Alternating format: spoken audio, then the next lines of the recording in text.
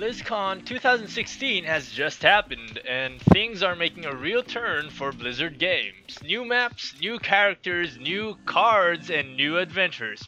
But an even bigger turn of events is happening for their newly released game, Overwatch. If you've spent a few minutes on the Overwatch forums, you'll immediately be faced with a plethora of issues and problems that players are demanding to be fixed and remedied. If you're one of those players constantly posting about new game modes and better matchmaking, you'll be glad to know that Blizzard is listening and has answered our prayers. Hey everybody, what's up? It's Potch here, exploring the Overwatch PTR. They've added a new build onto the PTR and they've added some new game modes for us to play with. Right now, you're seeing a game of 3 versus 3 elimination going on in the background, which I'll talk about in a little bit. Over the forums, players have complained about Overwatch becoming stale and the limited amount of game modes was getting boring, especially since the hero rollout and the content rollout for Overwatch is pretty slow, and there isn't much content in the game to keep players playing the game. So Overwatch developers came up with a new mode, and it's called the Arcade. Basically, the arcade is the place where you want to play in and simply have fun. There are currently 5 modes to choose from, and they've also added a feature that allows you to see how many players are in that mode. I suppose it's to keep us from guessing as to why the queues are taking long, since some players have raised concerns about the player distribution due to the many game modes now available on the Overwatch PTR server. So they've come in they come in the form of bars, kind of like how the battery life on your mobile phone looks like, and the more bars the meter has, that equates to the amount of players dishing it out in that game mode. If there are no bars, then that means that almost no one is playing in there and queue times might take a while.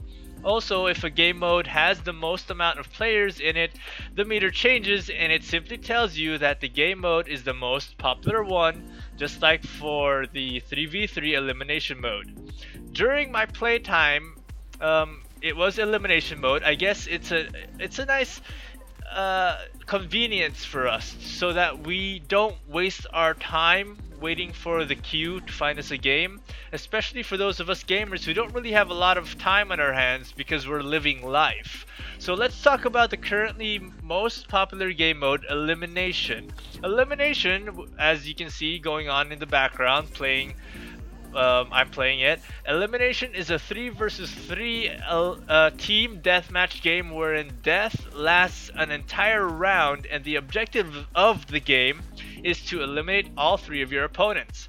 Once you pick a hero, you cannot change your hero until the round ends, and once a team has eliminated all of their enemies, the round ends and you start a new round. The game continues until a team wins 3 times. The map is set on Eco Point Antarctica, and on this map there are no health packs, none at all. None of them are scattered around the map, so no healing except if your hero can heal on himself. So be careful on which hero you're going to choose. However, it being a team game mode, you are allowed to have supports in your team composition. All heroes are available in this game mode, but picking heroes like Mercy for the revive isn't advised, since ultimate charge is pretty slow and you'd have to be a very good Mercy, and you'd have to have a very good team to live long enough to get your res fully charged and finally use your res ultimate. Another game mode is No Limits. What they've done is they removed hero stacking in quick play and has restricted quick play to a 1 hero lock, but they've added a game mode in the arcade that allows no limits, and consequently they called it No Limits mode. to make things simple, it's basically the old quick play, the one that allows hero stacking, and they just changed the name to No Limits.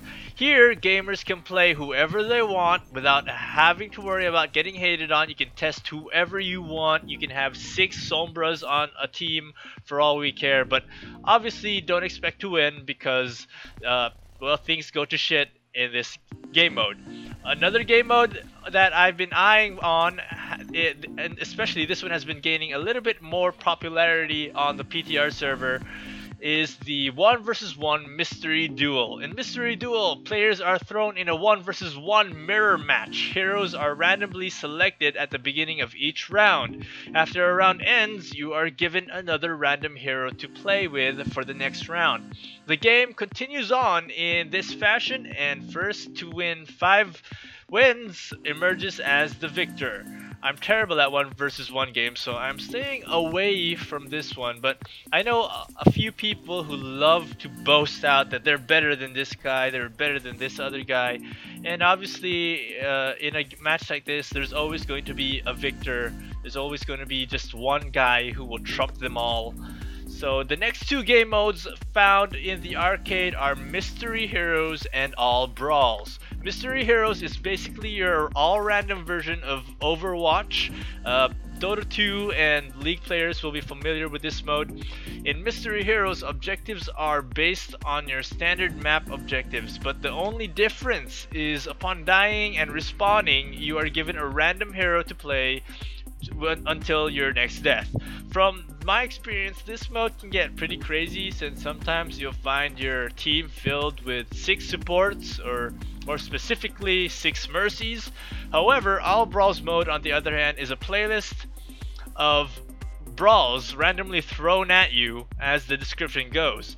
Play games using randomly selected brawl rule sets. Over the past 6 months, there have been several brawls in Overwatch, and to name a few, you get to play in brawls such as Total Mayhem, Mobile Watch, Justice Reigns from Above, Super Shimada Brothers, and others. In the past, Jeff Kaplan made a statement about figuring out a way to bring back all of the brawls to the game due to popular demand of certain brawls like Lucioball and Jokenstein's Revenge. So could this game mode be the answer to our prayers? We certainly hope so. Let's just keep our fingers crossed that we'll eventually be able to play Lucioball in this game mode. With all these new game modes, along with Blizzard's promise to fix the matchmaking and ranking system for Overwatch competitive play, there certainly is a ton more of things to do now in Overwatch. Hopefully, these new game modes will be enough to keep players busy for months or until the next new content rolls out. But if that isn't enough to get your vote, Blizzard has also made it easier for players to gain more loot boxes with the arcade's weekly rewards.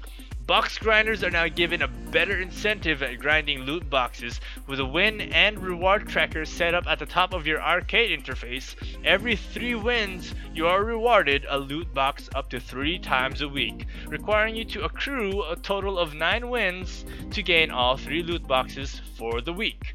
These rewards are reset every week, limiting the amount of loot boxes you get from the arcade, but hey, it's still a little nice boost.